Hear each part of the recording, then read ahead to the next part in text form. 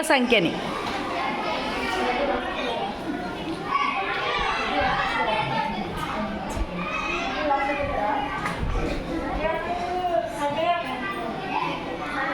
ఒకట్ల స్థానంలో 7, వందల స్థానంలో 2, పదుల స్థానంలోని అంకె వందల స్థానంలోని అంకెకు 4 రెట్లు. 4 రెట్లు ఉంటా నేను. మళ్ళీ చెప్తాడు. పదుల స్థానంలోని అంకె వందల స్థానంలోని అంకెకు 4 రెట్లు.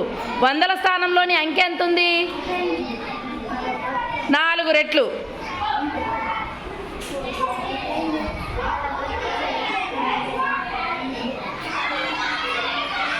ఇప్పుడు పదుల స్థానంలోని అంకె ఏమొచ్చింది? మొత్తం చెప్పు. 280. సంధ్య, 3 అంకెల సంఖ్యని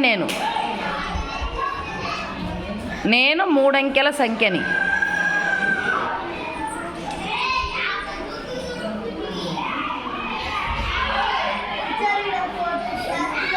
ఒకట్ల స్థానంలో 1, వందల స్థానంలో 3. బాగా చూడు.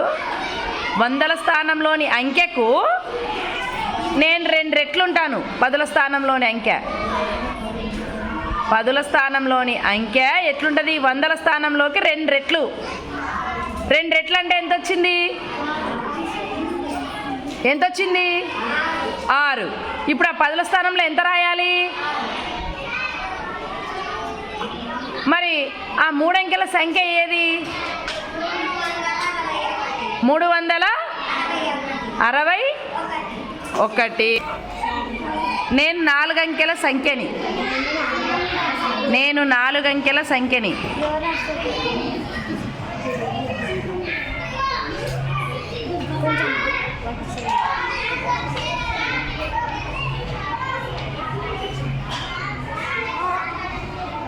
వందల స్థానంలో 6, పదుల స్థానంలో 1,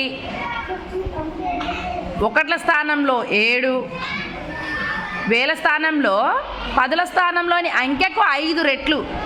పదుల స్థానంలో అంకె ఎంత ఉంది చూడు? పదుల స్థానంలోని అంకె 5 రెట్లు. ఇప్పుడు వేల స్థానంలోని అంకె అది. ఇప్పుడు ఆ 4 అంకెల సంఖ్య పేరు చెప్పు. ఎంత? 5617.